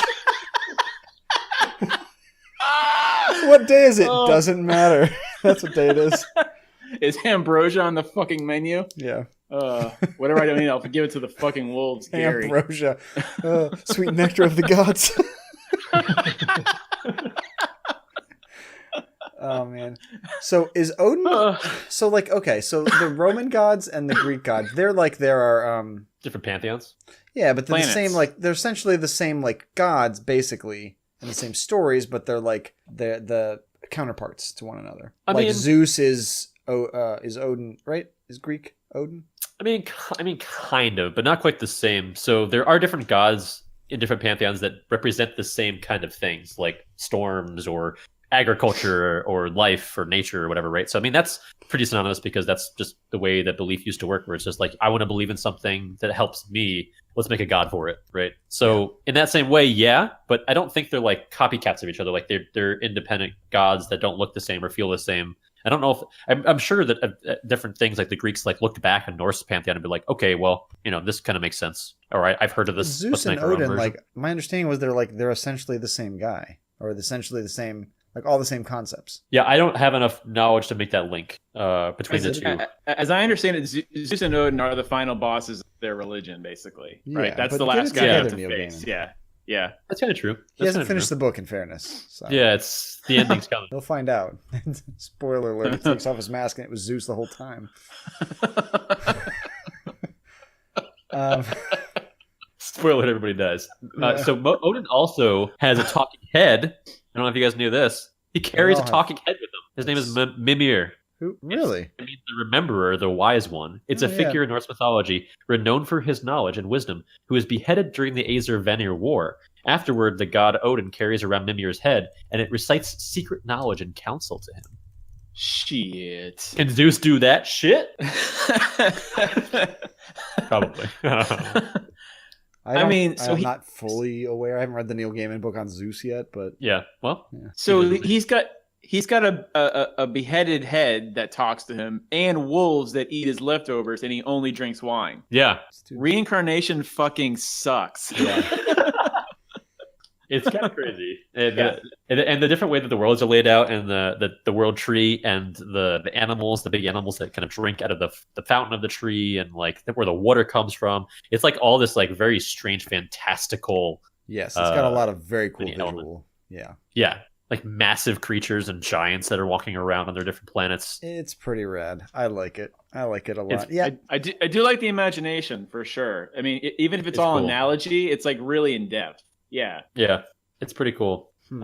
So that's most of kind of what I had. There's a bunch of other like more detailed stuff on the specific elements, but in general, kind of that religion's not followed anymore, right? I mean, I'm sure there are people that probably still follow kind of the pantheon, but I don't know if there are like churches right now that are like legitimately pray to Odin or make. I would assume there's still some like old school people in Svardborg, Valborg, whatever that are still probably like in a Borg really, they're borging it up somewhere over yonder. Yeah, I mean, I'm sure there are some people that still believe in some of that stuff. Yeah, and sacrificing whale meat to the gods type of thing, over and over and spit. Yeah. That's very Norse. And some people still do. I'm sure they still do some like the Norse funerals and Nordic funerals where sometimes they're on the boats. Sometimes I read about this too. Sometimes they're not always put on boats out to sea and then lit on fire, but they are also buried in boats, and then they just bury them deep in the ground with these like the boats that they were in, too, these large like ships and whatever else. And the people like find them, like those have been excavated. Yeah. I think some people find them. Archaeologists. That's right. They put them in the boat and then bury the boat in the ground. Yeah, like a whole boat where like it's like the boat has the ends that come up with like the like ornate the long ships. Yeah, the long ships. Yeah, I've seen, and then they bury them in that. But you've seen a Viking funerals, like they literally set the boat on fire and push it out into a body of water. Oh yeah. Is that the same thing, Adam? Or not the same? Yeah, thing, they do that too. Some of them do that too. Yeah, there's different traditions for. Is that for every person, or is that for like special people? It was a time and place, but I don't think it's everybody. I think it was like certain people were either deemed that that was necessary. I think most people just got fucking buried in the ground and they just covered them with dirt. I mean, this is old days, right? Like not every single person. People were dropping like flies. Yeah, and fucking building boats like crazy. Yeah.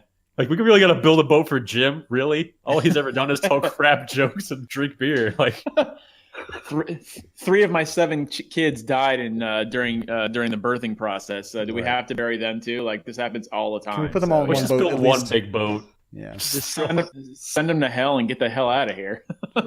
Yeah. Yikes. It's true. So that one has a very colorful backstory. It's fascinating. Yeah, it's and I'm sure a lot of it has to do with the culture, obviously, but the culture is based around that really, really cold atmosphere, right? So these certain things, like to go, and it kind of makes sense if you think about it, to kind of be excited about the afterlife in a way that encourages you to go battle, because they want to have more warm land. They want you to go out there and conquer warm land so we can leave this frigid, terrible place. And if you do that and you die, you're going to go to some sweet heaven, eating some pig, getting ready for the next battle. Feeding wolves. Yeah. Feeding some wolves, some hot chicks to pick you up with wings. Yep, just you, and next just throw some scraps to Greg. What is his name? Gary. Gary. But Greg is just as terrible. Yeah. Gary, Gary. It's said that way, but it means greedy or something, right? Like really? Yeah. The names mean something, if my memory serves me right. Like every name means something, but it's not Gary, Gary. It's like it's a Germanic word or something for greedy or something. Okay. And this is all like old school Germanic, because that whole area was of Germanic peoples back in the day, in Anglo-Saxons. Yeah, I like it a lot because there's a lot to dig into, and the afterlife portion of it is just a portion of kind of the mythology, but they're very fascinated with the afterlife because it's like what they live for is to die, which is just a very, very strange kind of concept. I think just working for the weekend, huh? Yeah, really working for the weekend. Yeah. So is Hugin and Munnin? Is that the ravens? Do you know? That's I don't know. Odin. Odin has I know that I recognize those names. I'm thinking of those names, but he had like 2 like specific named ravens because he was like a wise person. He was like supposed to be wise, right? And he was like all seeing, and it was because he could see through the eyes of his ravens or something along those lines. I know that's not really the afterlife aspect of it. It's just the mythology of Odin. Odin himself is like could be his own topic. It's like incredibly long, the amount of information regarding Odin specifically and all of his history and all of his relations and that kind of thing. So I looked at it like skimmed through some of the stuff for him, but I didn't go too deep into it. Just found some of the interesting stuff. But Pretty fucking cool though. Like, I especially love a lot of I love the Pantheon. Yeah, Pantheon. Sorry, what was it? No, that's all I got really. Yeah, Pretty cool. I love and they have really great maps of the worlds and like the kind of their cosmos, the universe with the different like lands, and Yggdrasil, this large like tree that binds all the roots to all the different other lands, and that's like how they get fed with water, and like it's just kind of a really cool concept that like to us nowadays we would probably not come up with. We'd just be like, this is a good place, this is a bad place, that's it. Earth's in the middle. I mean, it's very like it's like now when we think about like they thought about literally like they say realms, but they are worlds, but they mean like planets basically. Yeah. Right. Yep. And like I wonder if there is this is completely off topic and just nerd us talk, but like I wonder if aliens were something involved in their culture. Oh boy. Yeah. Just Yep. even the concept, a whole planet of ice and a whole planet of fire is so fascinating. Yeah, Because for those sure. things exist, you know? Yeah, it's interesting, like Yeah. what they built. I think that we underestimate what bored people with nothing to do will think up. Like, Yeah. imagine you don't have a 5-day a week 9 to 5, right? And all you have to do is focus Imagine on all the time. surviving. Oh. I don't But imagine that last all you're focusing on is surviving, essentially, right? So once you get past the survival part, and you've got basically like, oh, I know how to hunt, I can get that shit down. Then they're just sitting around telling stories and making up stories to each other, right? So they just kind of like throw shit to the wind. All they have to do is sit around. They get to sit around and just think and clear their brain out all day. And I feel like that's like ancient peoples. Like that's what we always forget. It's like their imagination was so good because like they weren't being like, dragged down by the minutia of bank policies. No, they're just getting dragged down by the minutia of constant war and survival, scraping by to survive. And the fact that it's fucking cold yet again. It's freezing. Yeah, right.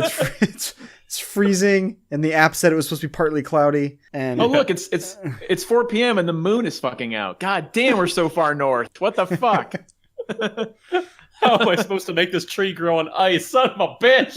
Damn it, Odin, you're ruining everything. But it's true. I mean, in a way too. When you have bad circumstances and you're living in a place, right? And all you do is farm, right? You need to come up with a way to pray that your crop is going to grow well. And just like really like be like, all I have is this crop. So if this shit doesn't work, I'm screwed. What can I do to make the crop better? There's no miracle grow.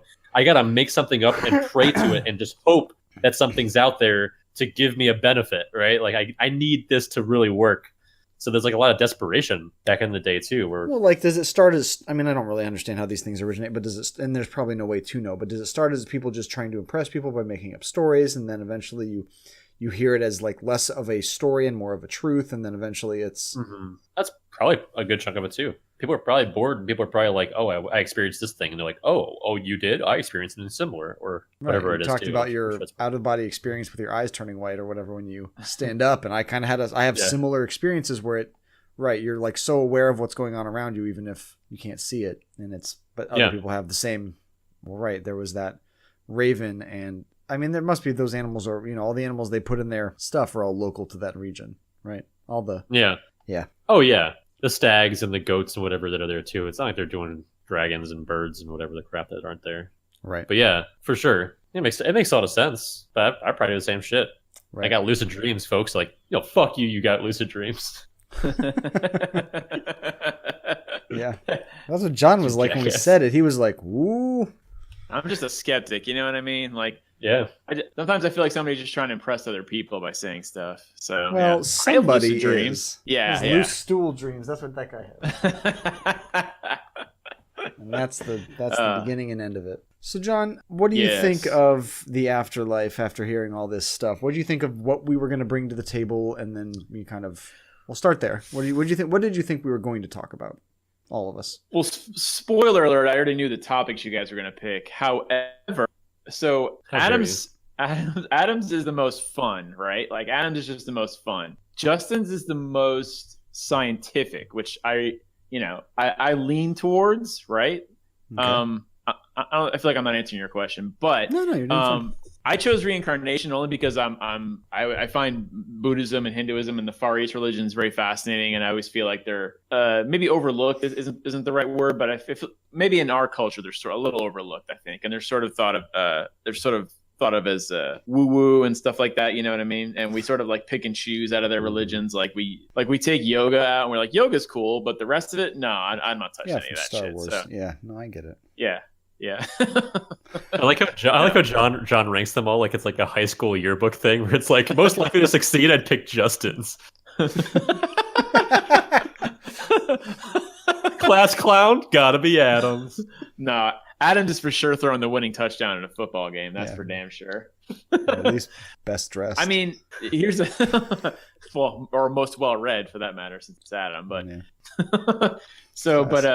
I mean, the answers will all eventually come to us. So I mean, this is all fun speculation, which is great. I like it. You know what I mean? I mean, I know that sounds it's a little depressing, but we'll all eventually get the answer, right? So yeah. No, I understand. Yeah.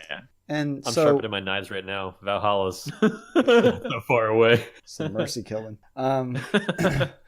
What, Adam, before we started talking about the afterlife and the topics that we specifically chose, what did you think we were going to talk about? Like, what did you think the near-death experience is? An example, like mine. What did you think that you were what I was going to say? What did I surprise you with anything? I think I knew some of the stuff from I took a psych class in high school, and I remember like near-death experiences being briefly explained. So I remember like some of what people claim to have seen.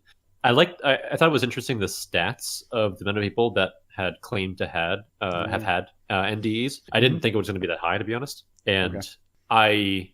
Is that what we're talking about? Well, like but then the one survey, it was like 11% of cardiac people. There were some big numbers that I was actually kind of surprised about. So that was pretty interesting. I thought it was like a pretty small thing. But I thought that was really interesting. So I did not expect kind of that much data behind it. I thought that really pretty cool. That's almost 10 million people, by the way. That's a lot of people per year. Like that's a significant amount enough to do research upon. Yes, which is what makes it interesting.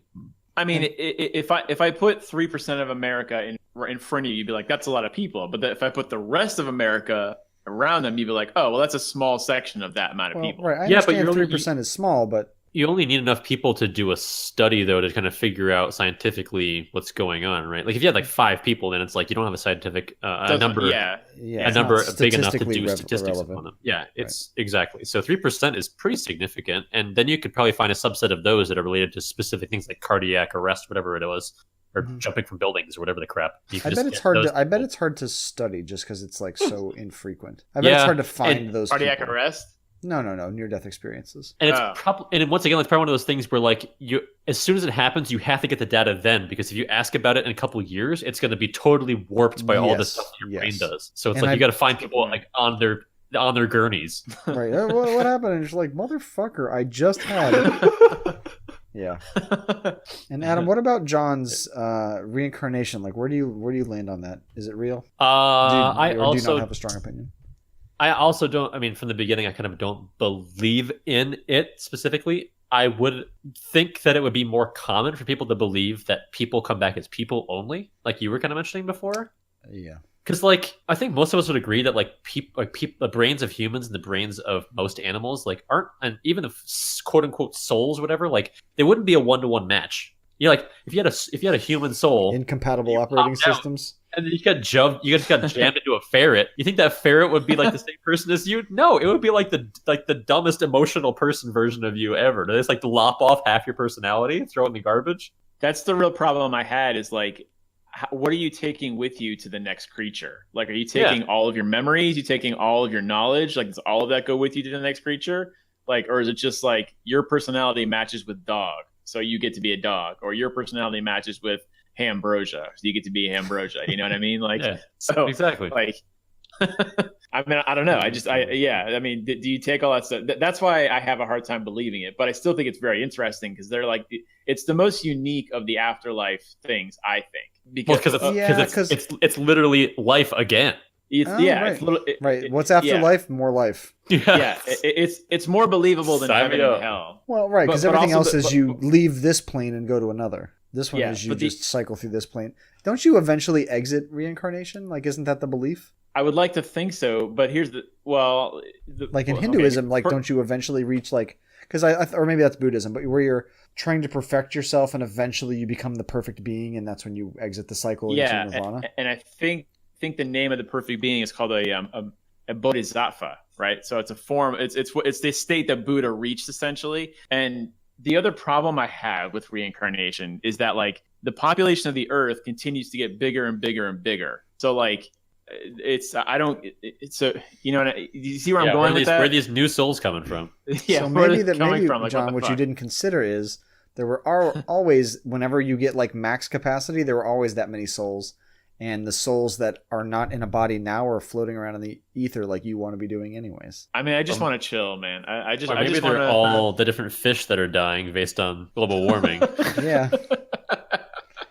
Like, technically, Coral is an animal, so do you want to come back as Coral? As in the character from The Walking Dead? I don't understand. Or vice versa, when a fish, like a little minnow dies, that's now your baby when you have a kid. You got a minnow child.